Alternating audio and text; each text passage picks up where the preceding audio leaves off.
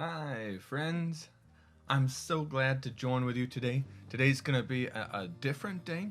We're just wrapping up this week in Root Bible Academy, our focus on the fruit of the Spirit, and we're jumping into prayer. So I want to give you a little bit of a teaser about what some of the things we're going to be talking about today as we talk about prayers that work. And it's kind of more of a how-to guide is what we're going to do today, because a lot of times, I don't know about you, I've prayed prayers and then was totally unconfident that something was going to happen.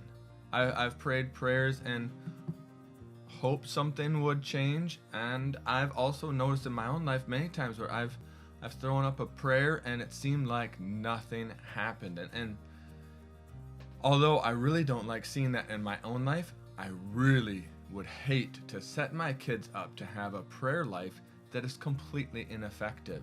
I don't want that for them. I don't want them to have to relearn the right way to pray when they get older and someone else can coach them. Guess what? As a parent, that's part of our role that God has given us, is to spiritually lead our kids, equip them to do this. So how can we equip our kids to pray when we're not even always confident in the power of our own prayers? Well, we're going to dive into that today. I'm going to give you a few verses that you can look over with your kids and then talk about what it means. But for most of us, it's going to be a radical reshaping of how we pray. And that's why I'm so excited about this next month's series in Root Bible Academy, all about prayer. Because guess what? We're all eternal beings, and our prayers are equally as powerful. Did you know that? A 3-year-old's prayer can be just as powerful as a pastor in a church or a traveling minister. Why? Because they're an eternal being just like God is, and if they're praying prayers that are being ignited by the Spirit that line up with God's Word, and they're praying in the confidence that they have in the authority that God has given them, golden. So there's kind of a sneak peek into what we'll be talking about a little bit this next month. So let's get into it. Let's dive in. In order to pray powerful prayers, first we have to believe that something's going to happen. In the Bible, it's called faith, right? We know this. Faith is the confident expectation of things hoped for, the conviction of things not seen. Let me read it out of the New American Standard, because I just kind of blurred two different translations there together. Now, faith is the assurance of things hoped for, the conviction of things unseen. It's a confident knowing within of something that has not happened yet. That's why in some places we're called people of faith or faith people, because not just because of our salvation, which it took faith, but that faith shouldn't end there at salvation. It should be intertwined in everything that we do. And so, what does that look like? Well, let me just start here. Some people say, I don't want to be presumptuous with my faith to claim things that the Bible might say. I don't feel like that would be a good use of my salvation. I don't want to say, hey, because I'm saved, I get this. It's not. I'm not in it to be blessed, to be overabundant. I just want to be a person who loves God. And I've heard people say things like that, and so I want to hit that real quick. It'd be similar to having a snack drawer at your house. They may have a snack drawer. Comment. I would love to see, what do you put in your snack drawer? That'd be a beautiful comment. I always run out of ideas, so we've kind of slimmed it down to a snack bowl that sits on the table, and we fill it with fruits and veggies. Favorite right now is the little carrot bags, baby carrots. Those disappear so fast. We all are chowing down on those. The multicolored ones are super fun, but that's not what we're talking about. Anyway, those are out there for anyone in our family to take.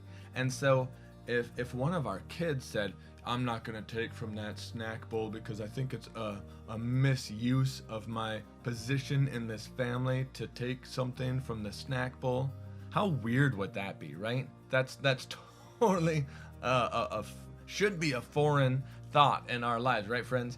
And so So in the same way, that's how God views it when we're like, well, I don't know. I don't know if I should be diving into, claiming these things that the Bible says are available for Christians, but I don't want to be too presumptuous. I don't want to take too much. Guess what? Look at how God provided in Moses' days for the Israelites when they went out to harvest manna. Those that went out harvested, they never had too little and they never had too much. And so if you're out there and you're starting to step into these things and you're seeing God moving through your prayers, guess what? Don't feel bad about it. God's never going to give you too much. That's the truth. And if he does give you too much, guess what? It's to bless others. If we only are focused on our own needs and our own self, then we are missing the whole purpose of a body of Christ. An elbow doesn't exist to be an elbow unto itself. That it actually is it's the most effective when it's working together with the forearm and the bicep area. The lat arm. I don't know. I don't know my body parts, but you know what I'm saying. Like it only works. It only is effective as part of a body serving the needs of the rest of the body.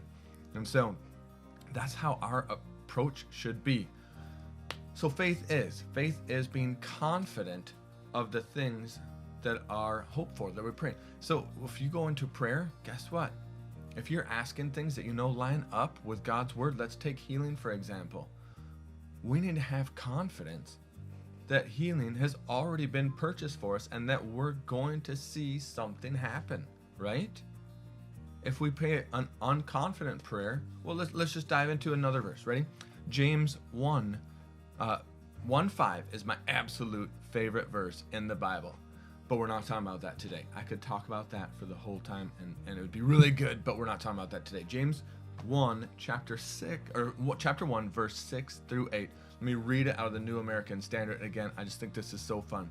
But he must wow, that was like a whole cloudy with a chance of meatballs moment there. Yeah. Anyway. But he must ask in faith without any doubting, for the one who doubts is like the surf of the sea, driven and tossed by the wind. For the man ought not to expect that he will receive anything from the Lord, being double-minded, unstable in all his ways. Ouch. What is it talking about there? That if we say one thing and then contradict it, or we pray one thing but we don't believe it's going to happen, guess how much that verse says that we're going to receive? For that man ought not to expect that he will receive anything from the Lord. So that's why it is so important that when we use our words, we are sending them out in confidence, in purpose, intentionally using our words, because if we're wavering, I don't know if this is going to work, hopefully something happens, but I'm not really sure, guess what? You're going to receive nada, nothing. And I don't want your kids to pray prayers that are powerless, right? And so that is a huge key. So write that one down. James chapter 1, verses 6 through 8. Another great one. I just had this revelation this morning, and it's a verse that I have heard taught, I would guess, at least 1,000 times in my life. You want to know what that is? Mark chapter 11, verse 22, 23, 24. I'm going to go to 24 too. I've heard this taught my whole life. I grew up in a church that said we're a Word of Faith church. Guess what? I went to a Bible school, Word of Faith Bible school. I've heard this preached all the time, and I just had another revelation. Isn't that good? I love how the Holy Spirit uses the Bible in powerful ways. It's never a dead book to us when we partner with the Holy Spirit. It's always revelation to revelation. It's always glory to glory. And if you're not inviting the Holy Spirit into your Bible reading times, you are missing out, friends. You gotta do it. It is so much fun. So anyway, Mark chapter 11, 22, 23. Well, we might get to 24. I don't know. We'll see there. So here's what it says. You remember? Okay, let me give you a backstory real fast. This is where Jesus cursed the fig tree. Remember? He goes up to the fig tree, doesn't have figs. He curses it. Next day, the walking by disciples see it. They're freaking out. They're like, whoa, wow, look at the fig tree, like it's withered up from the roots. What? And Jesus answers, well, have faith in God. Like, come on. How would you not have confidence in the words that I've spoken? How would you not have confidence in your own words to expect when you say something, it happens? And then, verse 23, this is what rocked my world. Ready for this? Truly I say to you, whoever says to this mountain, be taken up and cast into the sea, and does not doubt in his heart, but believes that what he says is going to happen, it will be granted him. So here's the part. Ready? How many times have you prayed a prayer like this? We'll you not use healing just a second ago. Let's use healing again.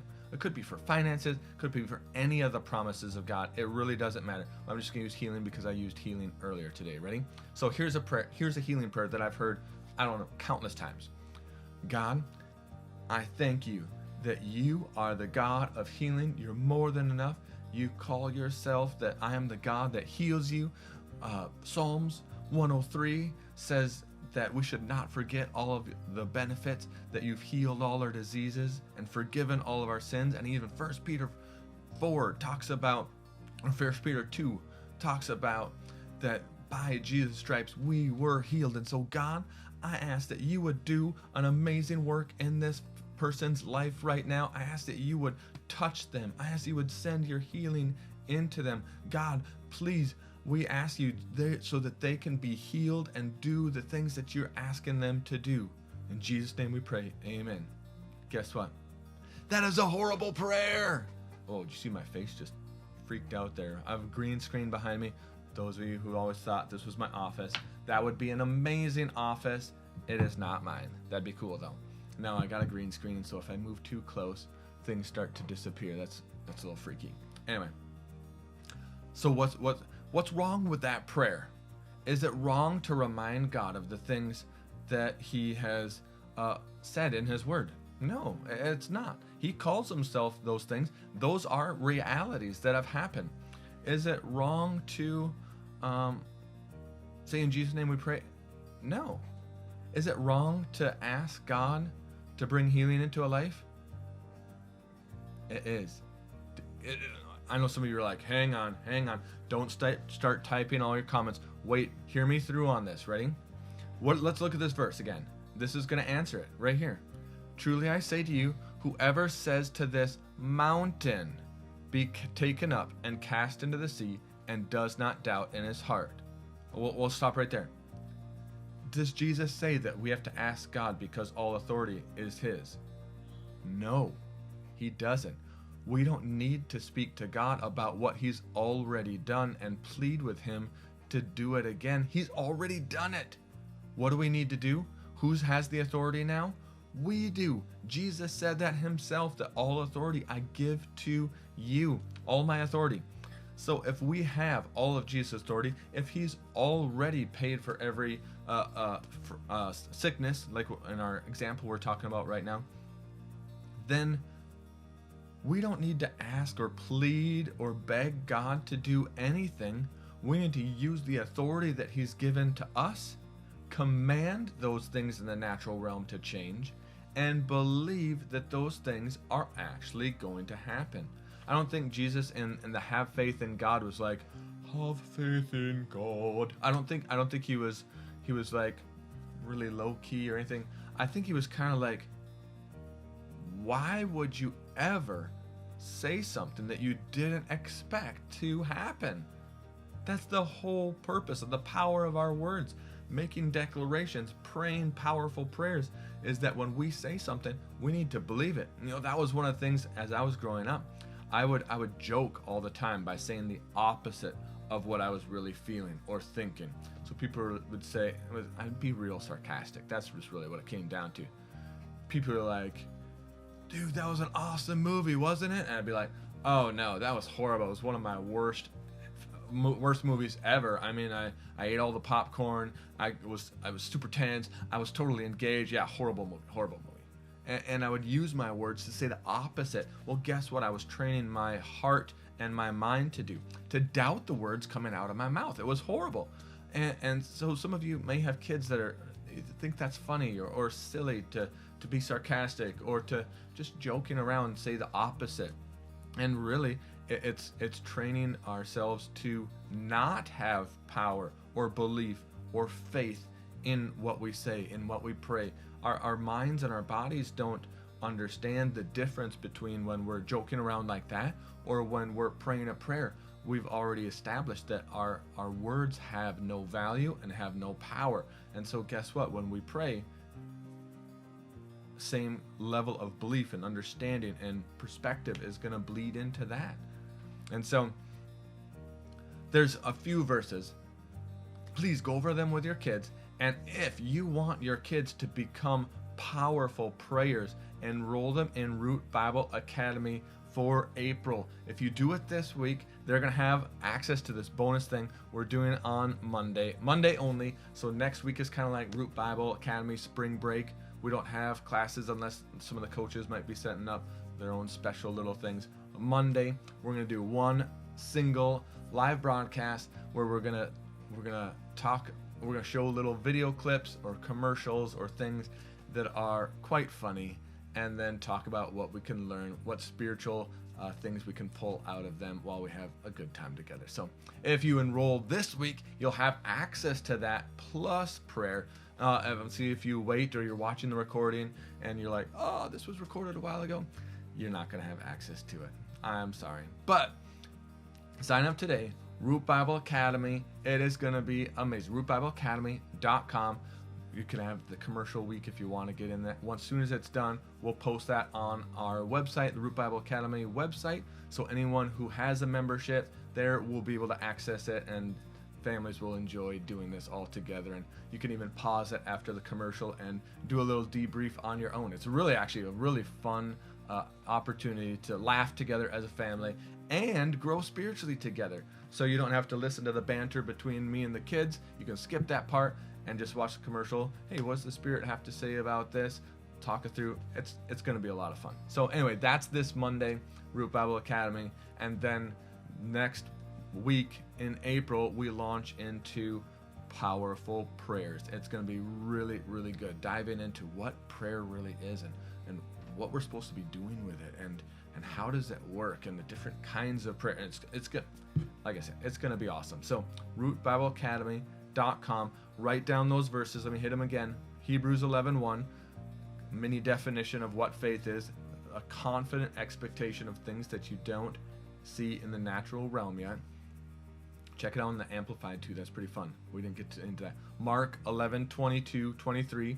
That's where he's talking about the fig tree and having faith in God and speaking to the mountain. We don't speak to God about needing him to do anything. We're speaking to our finances. We're speaking to our health. We're speaking to our bodies. We're speaking to our minds. We're speaking to the problem with confidence that it's going to change. And then the other one was Mark chapter 1, verses 6-8. That's talking about he who doubts ought not expect anything. And that's why we need to start to watch our words, say what we mean, and believe what we pray. So hopefully that helps. Little sneak peek. Tomorrow we'll jump back into fruit of the Spirit. We'll hit self-control a little bit, what that is and how we can help our kids develop that. I don't know about you, but that's one thing I want to see my kids even get stronger in. Who am I kidding? That's one of the things that I want to get better at, is having more self-control, intentional living in my family, in my perspectives, in everything, being super intentional and having the control over what I do, what I say, what I eat, how I live, all of that for the glory of God. So if you want that, check out tomorrow's live broadcast. It's going to be good. Gentleness, if you missed that one, watch yesterday's. Oh my gosh, it was so amazing. I can't, I wanted to open with some things on gentleness, and we're already at the 20-minute mark, so I got to cut myself off. But watch that one. It was so good, and it's really going to help you find a great attitude in every situation and with every person at all times.